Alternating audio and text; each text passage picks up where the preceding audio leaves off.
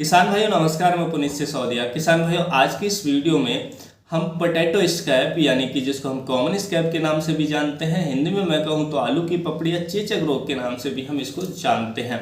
तो इसके बारे में कंप्लीट जानकारी लेंगे कि ये आता क्यों है, इसकी रोकथाम कैसे करनी है, परमानेंट सॉल्यूशन क्या है इसको कंट्रोल करने के लिए। तो इसके बारे में कंप्लीट जानकारी लेंगे। वीडियो अच्छा लगे लाइक कीजिएगा, अच्छा ना लगे तो आप इसे डिसलाइक भी कर सकते हैं।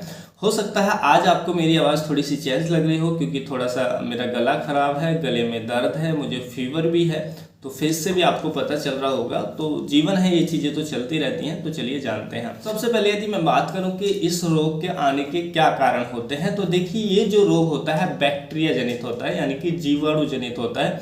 इस रोग का जो आने का कारण है वो एक जीवाणु है जिसका नाम है स्ट्रेप्टोमाइसिस स्कैबिज। इस जीवाणु का नाम है।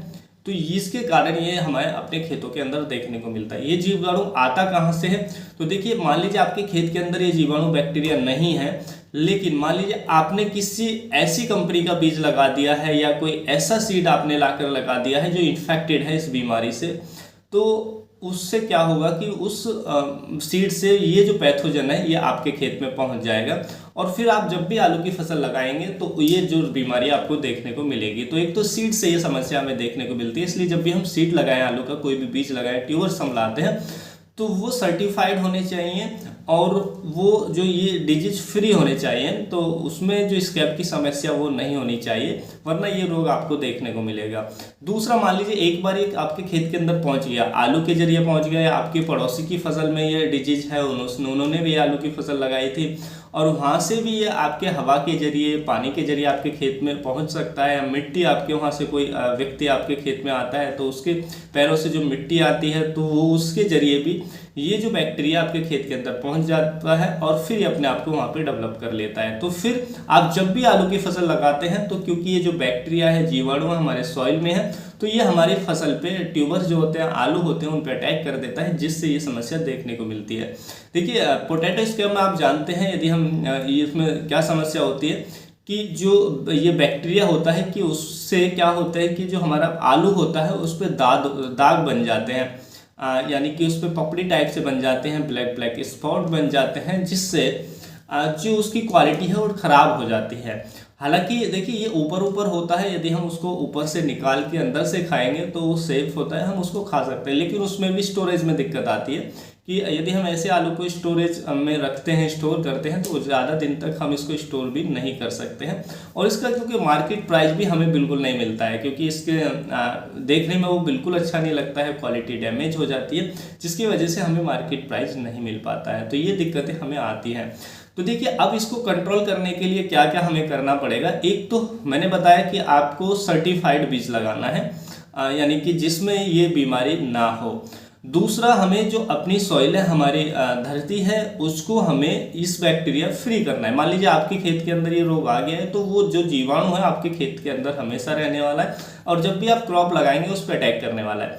तो इसके लिए आपको क्या करना पड़ेगा कि अपनी सॉइल से ये जो जीवाणु है, ये जो बैक्टीरिया है, इसको खत्म करना पड़ेगा, जिसके कारण ये बीमारी आ रही है। तो उसके लिए आपको क्या करना है, जब भी आलू की फसल की आप बुवाई कर रहे हैं तो उस समय आपको स्यूडोमोनास लेना है और ट्राइकोडर्मा लेना है। देखिए ट्राइकोडर्मा के अलग बेनिफिट होते हैं कि वो आपकी फसलों में, जो आलू की फसल में जड़ गलन की समस्या देखने को मिलती है, गलन की समस्या, तो उसको कंट्रोल करने में इफेक्टिव होता है। तो आपको स्यूडोमोनास, ट्राइकोडर्मा दोनों का उपयोग करना है। ट्राइकोडर्मा इस बैक्टीरिया को कंट्रोल करेगा और भी बहुत सारे फंगस जनित रोगों को कंट्रोल करेगा।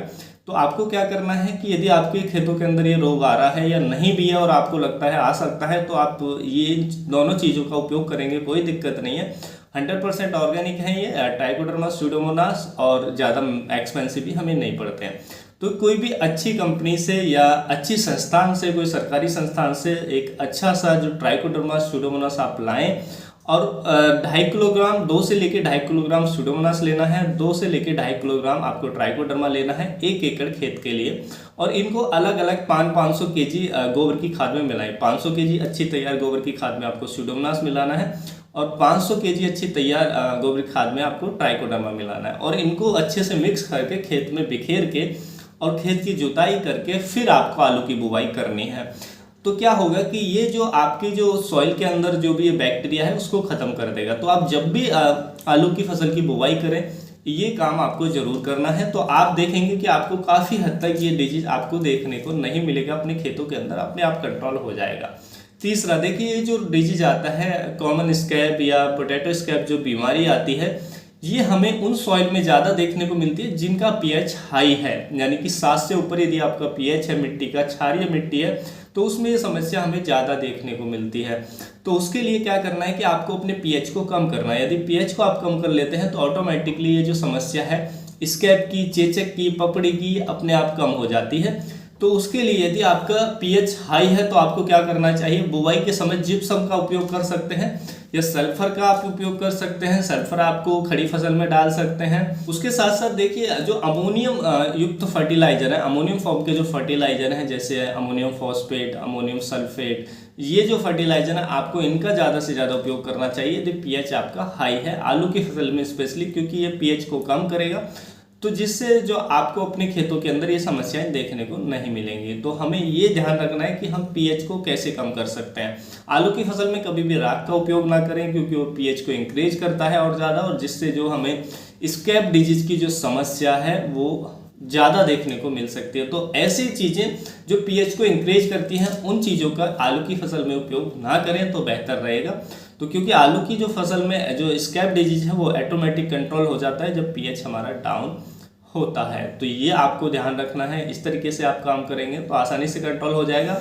उसके साथ साथ देखिए, ऑर्गेनिक मैन्योर यानी कि हरी खाद का यदि आप खेत के अंदर प्रयोग कर रहे हैं, तो स्टडी में यानी कि अध्ययनों में ये पाया गया है कि यदि आप हरी खाद का उपयोग करते हैं तो भी इसके आने के चांस बहुत कम हो जाते हैं, इसके लाइफ साइकिल को ब्रेक किया जा सकता है। मान लीजिए आप आलू की फसल लगाने वाले हैं, तो आप उसमें पहले भी कोई भी हरी खाद, जैसे ढैंचा ले सकते हैं, कोई भी हरी खाद ले सकते हैं, तो उसको उगाएं और जैसे उसकी वेजिटेटिव ग्रोथ पूरी हो जाती है तो उसको कल्टीवेट कर दें और उसके बाद आप आलू की फसल की बुवाई करें। तो इससे भी आपके जो खेतों में जो स्कैब डिजीज की समस्या है वो आपको कम देखने को मिलेगी। तो इन कामों को आपको करना चाहिए यदि स्कैब डिजीज आपके खेतों में ज़्यादा आ रहा है और बहुत ही ज़्यादा समस्या है। तो फिर आप क्या करें, क्रॉप रोटेशन भी ले सकते हैं कि आपको उस खेत के अंदर लगभग 3 साल तक आलू की फसल नहीं लेनी चाहिए, अन्य फसलों के साथ आपको रोटेशन करना चाहिए। तो ये भी आपको करना पड़ेगा यदि समस्या बहुत ज़्यादा बढ़ गई है।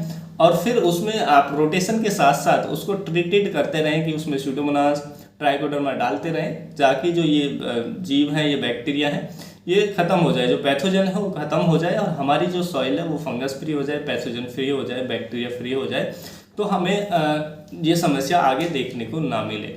तो इस तरीके से आप इसको कर सकते हैं। और मान लीजिए आपके खेतों के अंदर ये डिजीज आ चुका है, बीमारी लग चुकी है, तो जिसमें प्लांट के अंदर ये आ चुकी है, जिस आलू के अंदर ये आ चुकी है, तो उसको तो हम ठीक नहीं कर सकते। हाँ, स्प्रेड करने, इसका स्प्रेड को थोड़ा रोक सकते हैं कि और हमारे जो ट्यूबर्स हैं वो ख़राब ना हो और जो आलू हैं वो ख़राब ना हो। उसके लिए फिर आप जो हमारे केमिकल हैं, यदि आपकी खड़ी फसल है तो उसमें आप केमिकल जो हमारे बैक्टीरिया साइड है, फंजीसाइड है, उनका भी उपयोग कर सकते हैं। जैसे कि हमारा जो कॉपर ऑक्सीक्लोराइड आता है ब्लू कॉपर से नाम से, और दूसरा हमारा स्टेप्टोसाइक्लिन आता है, तो इन दोनों को मिलाकर भी आप स्प्रे भी करें और ड्रिंच भी करें, तो जो ये बीमारी है आपकी अच्छे से कंट्रोल हो जाएगी, यानी कि स्प्रेड आपका रुक जाएगा।